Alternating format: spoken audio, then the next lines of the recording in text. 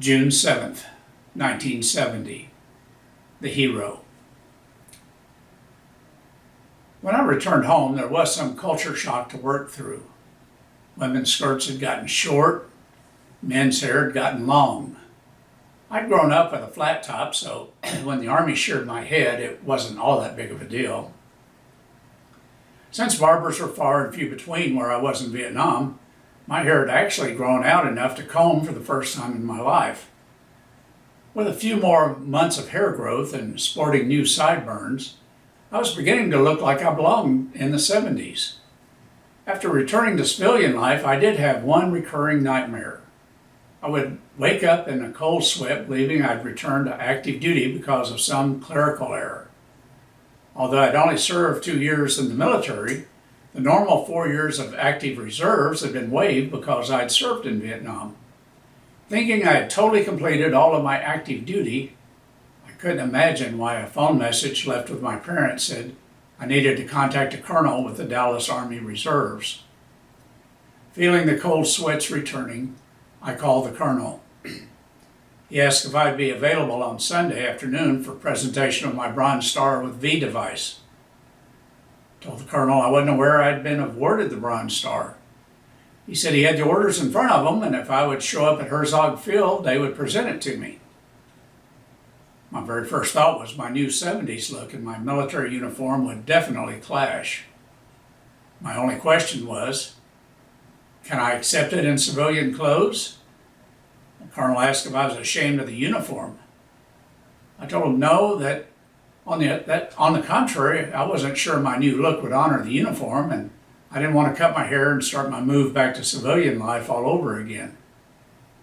The major told me a suit would be fine, and I agreed to show up.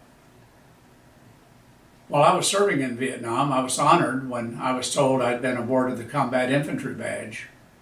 It was awarded for serving in an infantry unit that had engaged in active ground combat with an enemy force. I'd met the requirements, so I knew I would wear the badge with pride. As I processed out of the Army, I was told I'd been awarded the Army Commendation Medal. Since I was in a hurry to get home, I didn't complain when it was just handed to me along with my other military papers. I later read the citation. The Army Commendation Medal is presented to Sergeant Gallion, who distinguished himself by exceptionally meritorious service in support of Allied counterinsurgency operations in the Republic of Vietnam. During the period January 1969 to January 1970, while serving as a squad leader, he astutely surmounted extremely adverse conditions to obtain consistently superior results. Through diligence and determination, he invariably accomplished every task with dispatch and efficiency.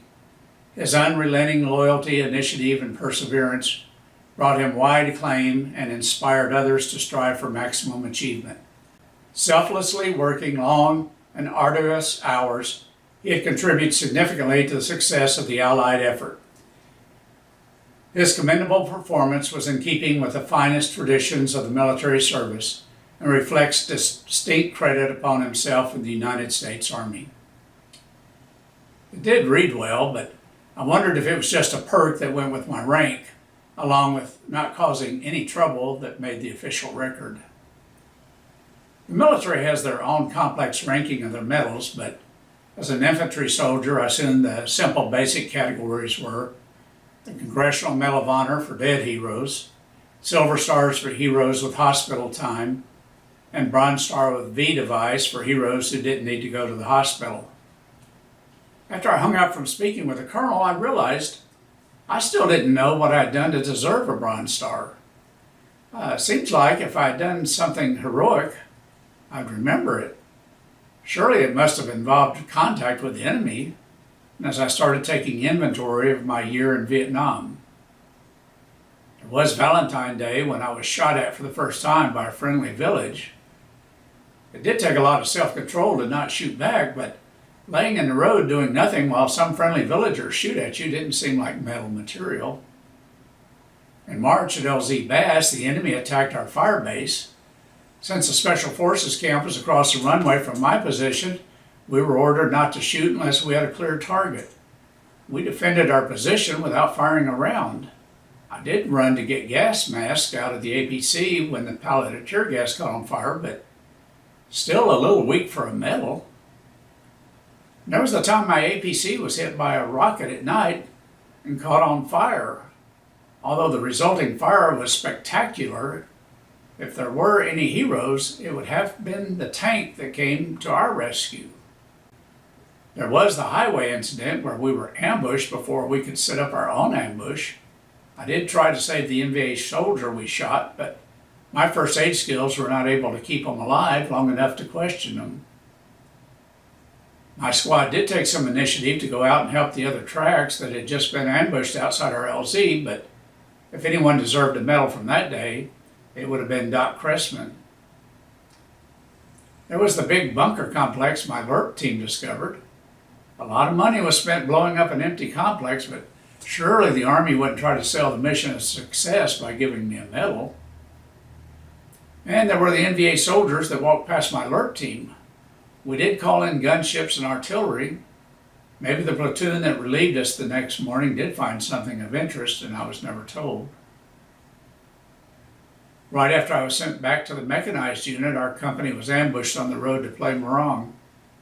I did gather up some rifles from the wounded, but the Army's threat of an Article 15 for keeping the rifles didn't make a medal very likely. We did repel the enemy the night Captain Bates was wounded. It was a hard night, but nothing to single me out from the others. I did show up at the Dallas Reserve Base on Sunday with my mom and dad. My dad had been a career soldier. As a young soldier, he stood on guard duty in Hawaii as he watched Japanese planes fly in and attack the ships at Pearl Harbor. He spent the war years in Pacific at places called Canton Island, Makin Island, and Saipan.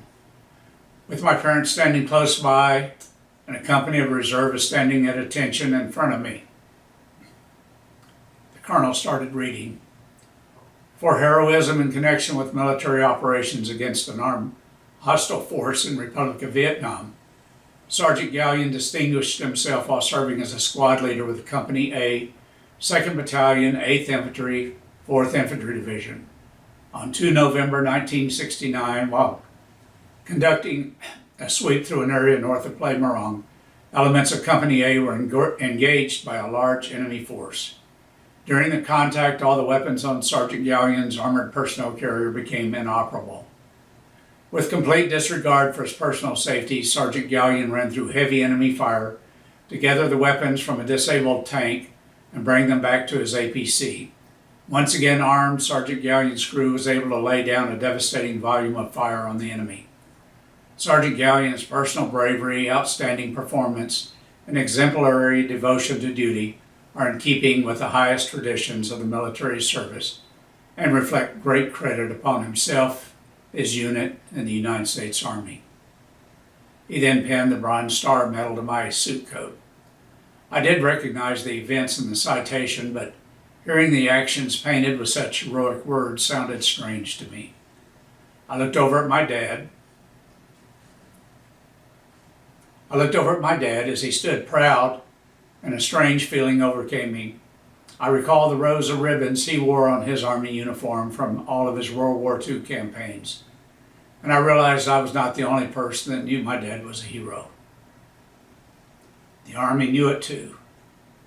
I suddenly felt honored and proud to receive this award in the presence of a real American hero, my dad.